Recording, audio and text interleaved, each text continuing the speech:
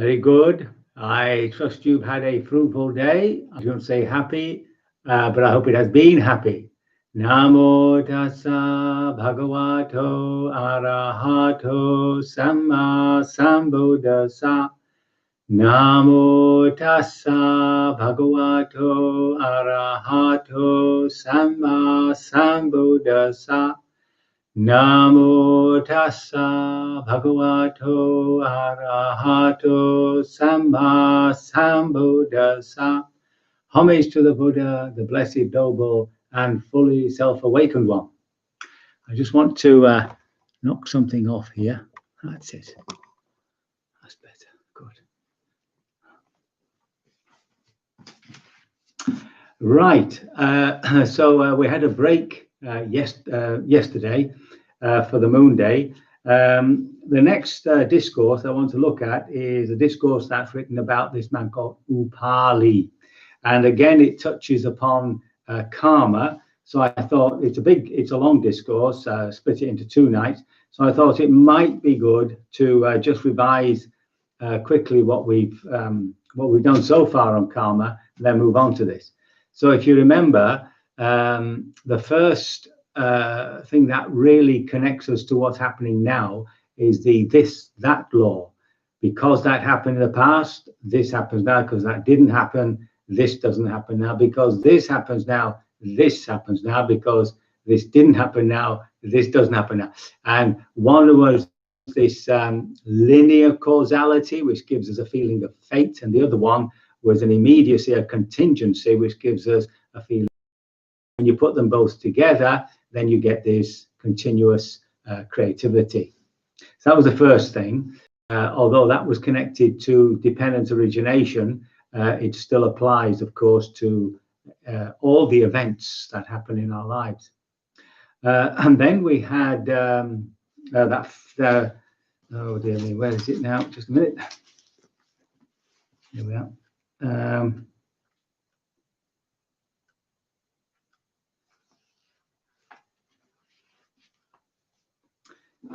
Have I lost it? Just that general statement of that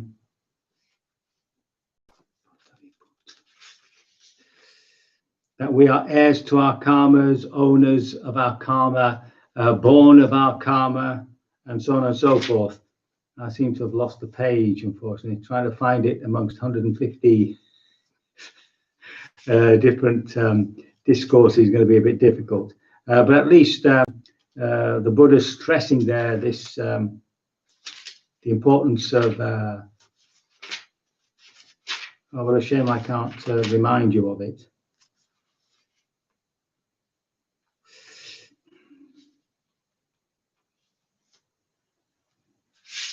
No, I can't find it. Unfortunate. I thought it was the next discourse along, but it's not. So there was this understanding that karma is something that we own. It is we're born of it from moment to moment, and that we have a control over it through, remember, this process of will. So if we don't will something, an idea, or something that we say, or something that we do, then of course that habit, which is the karmic response, the karmic consequence of past actions, it dies out.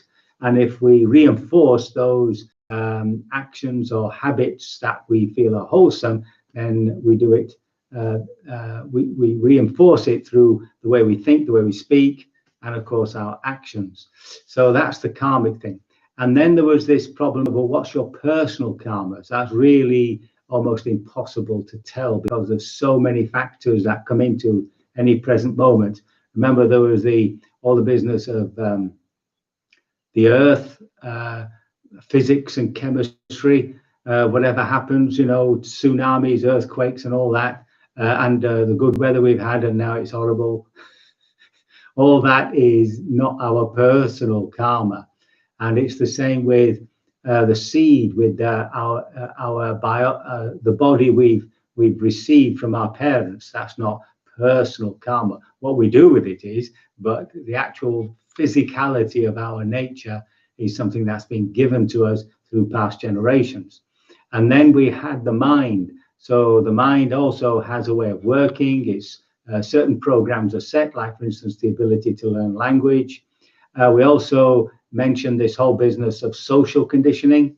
So that is, we are as children conditioned to think and feel like our society, like our nation, whatever it is. So we carry within us already all those vices and virtues that belong to our ethnic group, to our nation, and so on and so forth. And the problem there is that when we see something is unwholesome, to be quick not to indulge it as a thought pattern, definitely not to speak it, and of course not to act upon it. So this was that whole business of social karma. It's still very, it's what's individual is how it manifests through us, and we're responsible for that. And then there was karma, of course, which is this ethical part of our nature, how we relate to the world, to other beings, to nature, to ourselves, and so on. So that relationship there, the Buddha says, is absolutely key to how we will enjoy life or not. You know, if you give some credence to future lives, it has an effect on how we will be reborn, definitely throughout our lives. And not to confuse happiness, which emotional happiness, which comes and goes, with some deep meaningfulness in our lives, which gives us a true inner joy. So that's why, you know, people will sacrifice their lives for their religion, for their political, lots of political prisoners, because that is what gives their life meaning, and that's what's crucial. Frankl logotherapy, I can't remember his first name, but he was the one who survived the concentration camps, and through it developed a therapy called logotherapy, which was really because he had observed in the concentration camps that those who still had meaning for their lives, they were the ones who would generally survive, whereas those who'd lost meaning, who felt their lives had become meaningless or useless, would often succumb to the conditions. So that's where we've got to now. So here we've got a slight nuance coming up on Upali. So on this occasion, the Nagantha Natiputta. Now, in the Buddhist text, he's called Nigantha, part of a group, you say. By his own people, he's called the Mahavira, the great man. So he's the leader of the Jains. He's the one who founded the Jains, and he's the son of Nataputta. And he's staying in Nalanda, which became a huge university, with an assembly there. And there was a particular Nigantha, one of the order members, called Diga Tapasi. Diga means tall, so he was known as Tall Tapasi.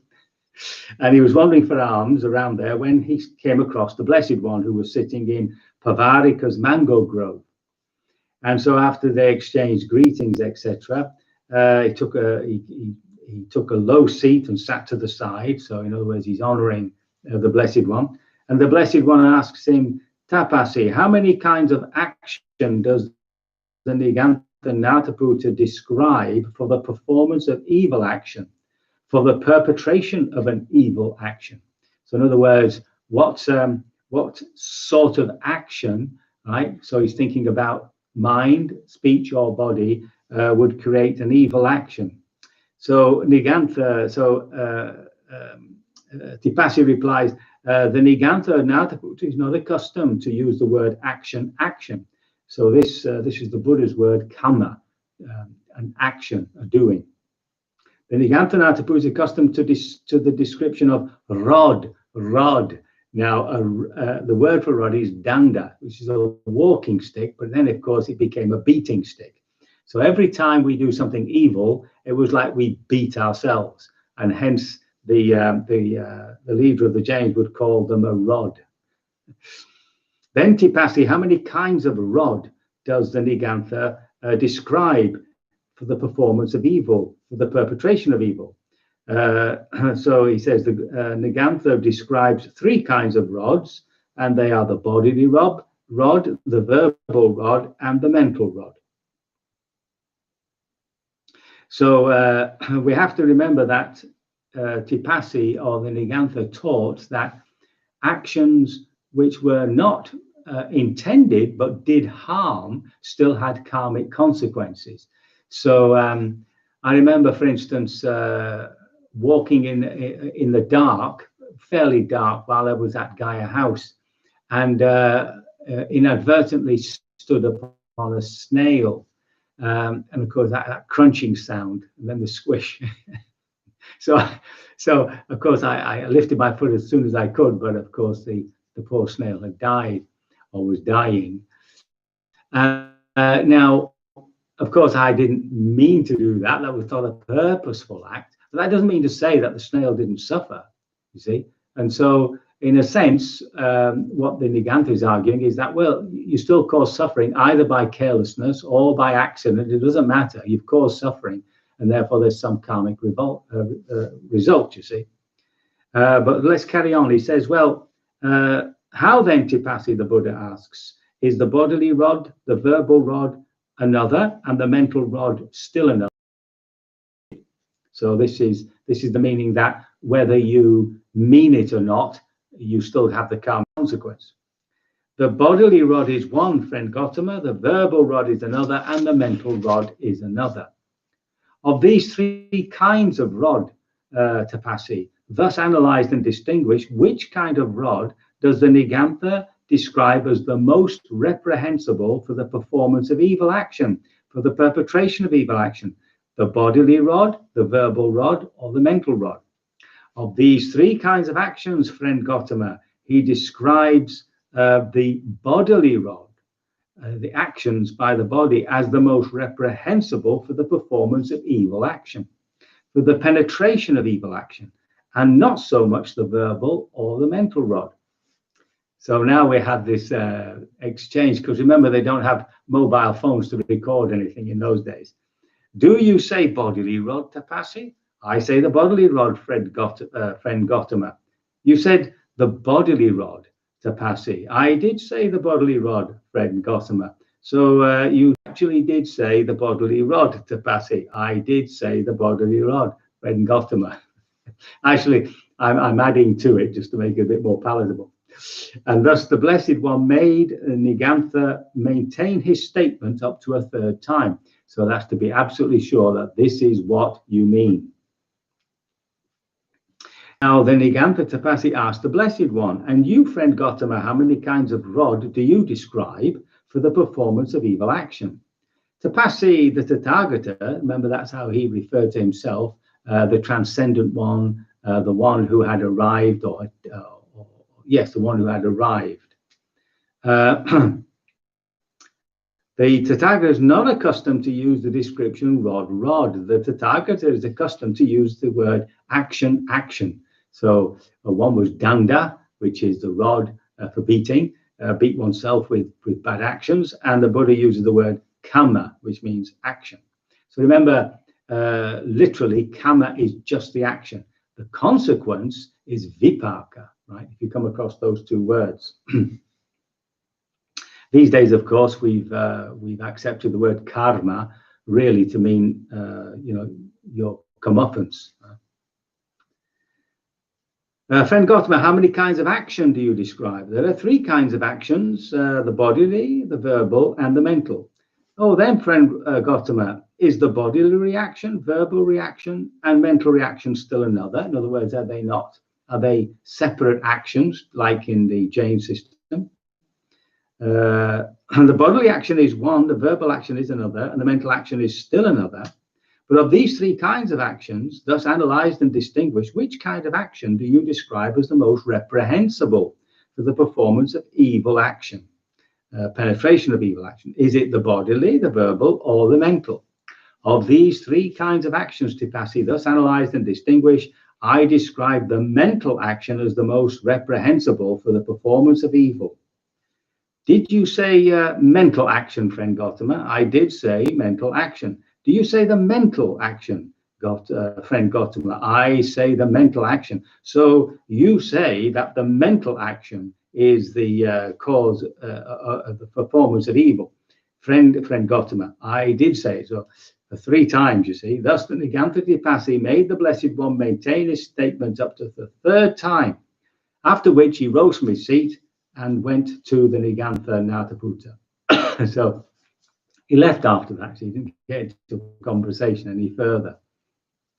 Now, on that occasion, the Nigantha was seated together with a large assembly of lay people from Balaka, and the prominent among them was Upali. And the Nigantha Nataputta saw the Nigantha Diga Tapasi coming and said, "Now, where have you come from in the middle of the day?" "I'm coming from the presence of the recluse Gautama." "Did you have conversation with the recluse Gautama?" I did. I have some conversation." "What was your conversation with him, Tapasi?" Then Tapasi relates to Nigantha the entire conversation. And the Nigantha says, Tapasi has answered the recluse Gautama like a well-taught disciple who understands his teacher's dispensation rightly. What does the trivial mental rod count for in comparison with the gross bodily rod? In other words, from Nigantha's point of view, a mental thought doesn't have any big effect outside the mind. So how can you compare it to a physical action, which obviously has a greater effect? On the contrary, the bodily rod is the most reprehensible for the performance of evil, for the perpetration of evil action. Now, when this was said, the householder Upali said to Nigantha, "Good venerable, the venerable Tapasi has answered the recluse Gautama like a well-taught disciple who understands the teaching of the Buddha, who understands the teaching of your dispensation. What does the trivial rod count for in comparison to the gross bodily rod? Now, venerable sir, I shall go and refute the recluse Gautama's doctrine on the basis of this statement. If the recluse Gautama maintains before me what the venerable Tapasi made him maintain, then just as a strong man, now you've heard this before, might seize a long head round by the hair and drag him to and drag him fro and drag him around about, so in debate I will drag the recluse Gautama to and drag him fro and drag him all about." So that's where I'm going to leave it for tonight, because tomorrow night we have this wonderful conversation with Upali, and I shall leave you in suspense as to what happens by the end of it. So I can only hope these little readings are of some assistance, do not cause even greater confusion, and that they inspire you to continue your practice till you are fully liberated sooner rather than later. So we can do a little bit of practice.